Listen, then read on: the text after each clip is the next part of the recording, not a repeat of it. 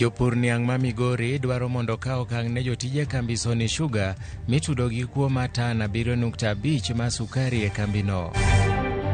There's been quite a number of buildings that have been found to be not fit for occupation. And we've registered a number of building collapses over the past couple of years. Riwruok jogedo yango na tamalo 60 magudi ma pacho ka oger maricho kendo nyalo ruombore piny. Nataka kuuliza rais wetu akaweza kuingililia, maana wanaofanya mambo haya ni watu wako katika serikali yake na amewataua, na hawataki kuona wasanii wa Kenya wakiendelea vizuri. Riwruok matayo chenro mag jothum e pacho ka MCSK sayo serikal ni sando jothum kuom rem chiwo chudo ma siling milion 300 mosechoki.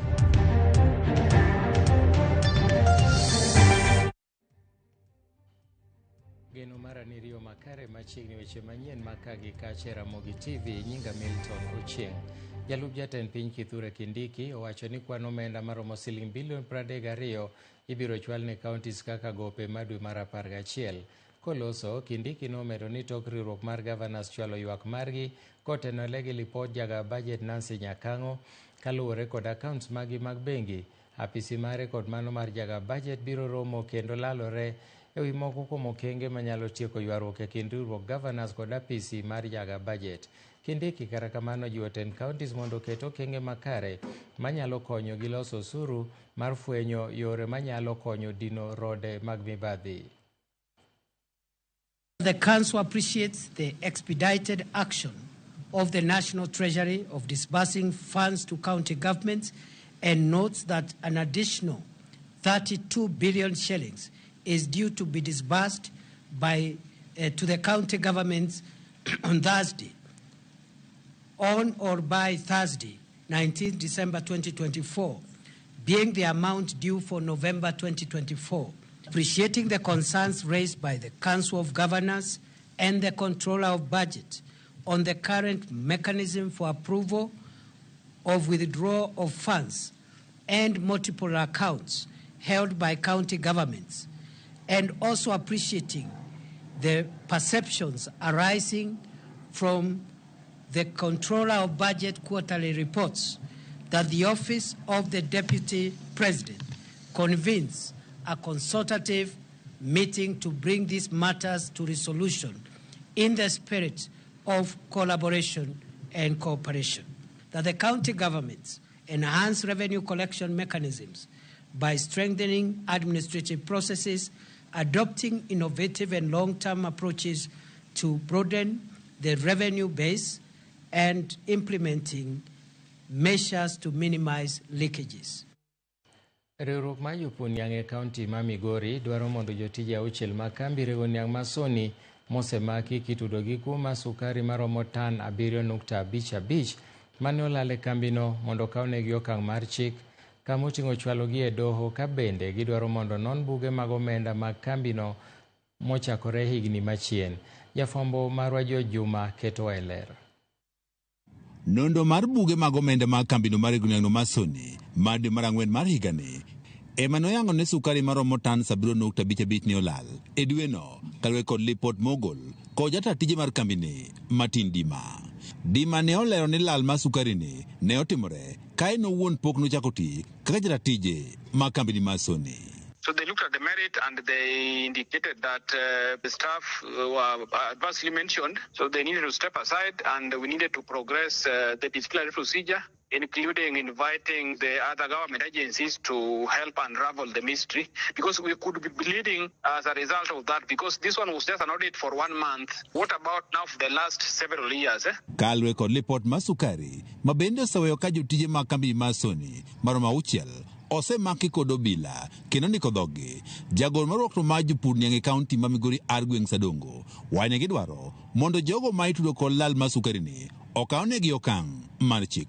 Miyo kane sirikal otimo maber momako jogi, wan gima wadwaro kaka jopur, to wadwaro ni mondo jogi komakgi to kik wegi kaka iweyo ga ji, nikech Kenya ka ji osebero katimo marach kendo imakogi to ka gigike doho to doho weyogi ne gionge gi makosa. To kaendi yudo ka jopur hinyore nikech sukari mokwalno emomiyo sani payment kata chudo mar jopur pod iyudo ka dhi dweche adek kuonde ma nje waseaye. Magi chandruok ma Soni osebedo ka yudo. Omiyo wago erokamano ne jotelo manotimo tijni mondo mi gima kamano timre. Ka opogore kod kawo ne achije gi okang' mar chik, Adongo wacho ni bende ber ka itim nonro matut ne kambini ka buge mag omenda mag kambini bende inono ka ochakre higni machien mondo adieri koro yangre kaka omenda mag kambini osebed ka itiyo godo. Kendo wagombo ni mondo med tim gi saidi. Nonro med tim kabisa kuonde te e departments te mosebedo ka kelo shida ne kambi mamiyo kambi ok nyal loso ohala. Mar ariyo, auditing onego tim e kambi ka maful. Kendo tim matara. Eka wabiro ng'eyo ni chandruogegi gibiro nade. Tang'o makelogi. To jok makelogi pod gitie kambi koso segolgi oko. To jok momakigi wana wacho ni kaka jopur ni kik duokgi e kambi kanyo kendo. Nikech kodwokgi pod biro chalo mana biro puonjo joma moko modong' ni kare tij nyalo tim to kata magi to onge gime tim. Riwruok ni ma jopur niang' wacho negi chich ni lal mar sukari e kambini nyalo bedo ni gima nochakre kinde mokalo ka bende gine gigo eko mosemiyo kambini mar Soni koro thimba. Tend kambini mar Soni lero ni kuo mar sukari masani nonro mare dhi nyime ok omako mana jotije mag kambini mar Soni to kata mokuom jogo eko mok tie kambini. George Juma, Ramogi TV, Migori. Ng'we ogai mar ODM Raila Odinga e laro kom riwruok pinje Afrika AUC medo chope amirimiri ka jodito mopogore mag piny owacho dhi nyime gi pako kit chia mare.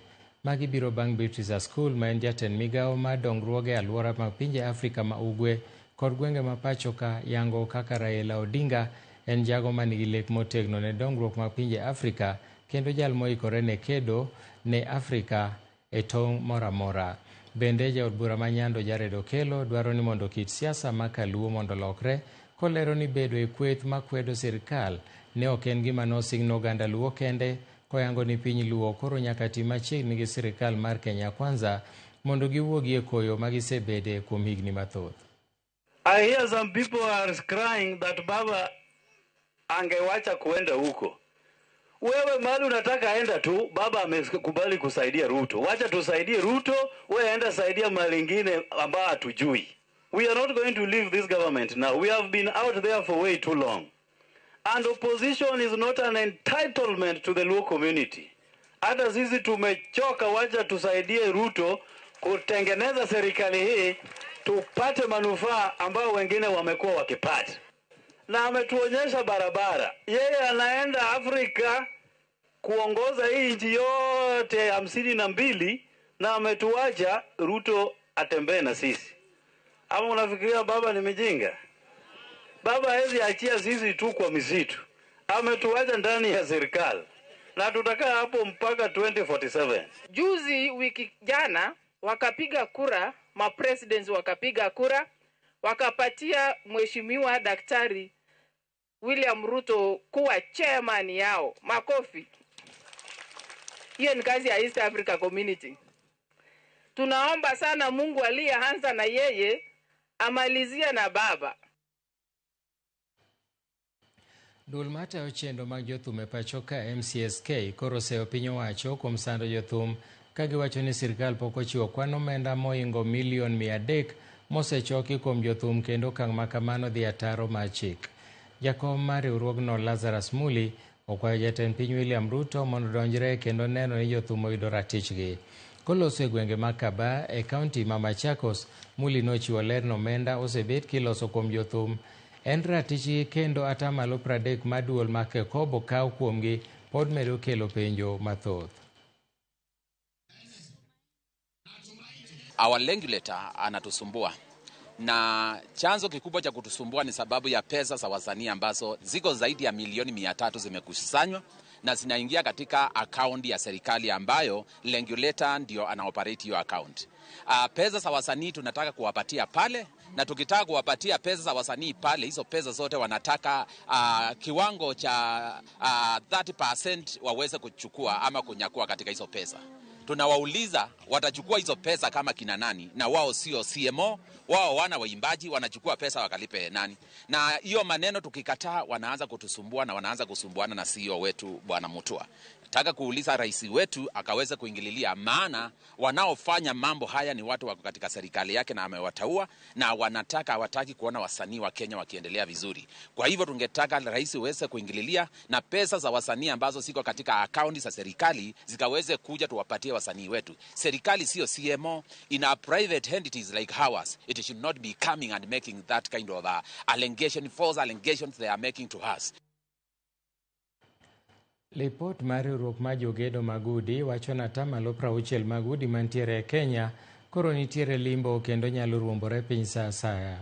Jatend riwruok mar weche Magudi migero sani thothgi ok ochopo e rang'iny madwarore mar rito ngima oganda mowinjore odagie gi. Ranyisi en rem keto okenge mag kedo gi masiche mag mach ka giloso romo margi mar higa ka higa e buore Nairobi, kama bende gimedo jiwo sirikal mondo oket okenge mag tiego jopiny e wi midhiero mag mach.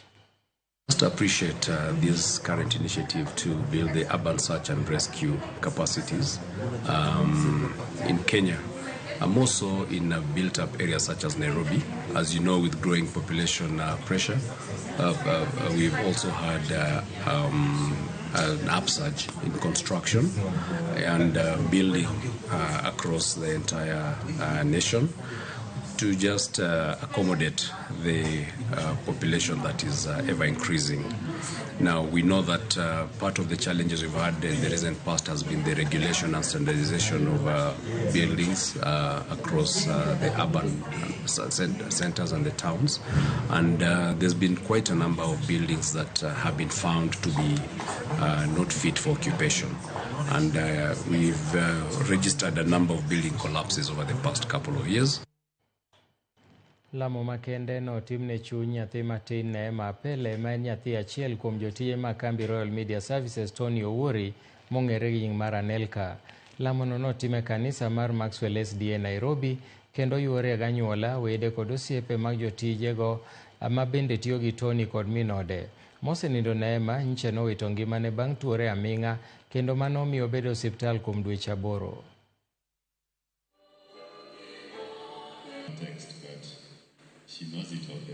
I want to thank everyone who's been able to support us throughout the year, more particularly the Office of the Director of Public Prosecution, the Law and Media Services, my friends who always supported me without me asking for support. You filled my cup, you filled the gap that... Ukiangalia mtoto mwenyewe, she's a fighter, and then you console yourself, you really need to fight with her, and you get the encouragement that you really need to carry on, and hope that no matter how dark the night is, there will be some light. We will continue working with you and supporting you as you continue with the healing journey. We know it will take time, but God, who is able, will take you through step by step. You are a wonderful worker, a wonderful colleague, not only like a colleague but a friend, and therefore we are with you during this time. Pole sana from all the others. We carry a lot of love from them. We are just a representation of the many. Mosenya Tony Anelka kuom mano motimore. Nyakwaramo gimane mokelo e giko mar weche manyien makagi kacha. Koromo sa achiel to wabro teri achiel kachiel nyaka Ethiopia, kama twak makende midhigol gi jogo malaro kom mar AUC biro ni achiel kachiel e Ramogi TV. Ka kamano oriti masani, nyinga Milton Ochieng' Awuor.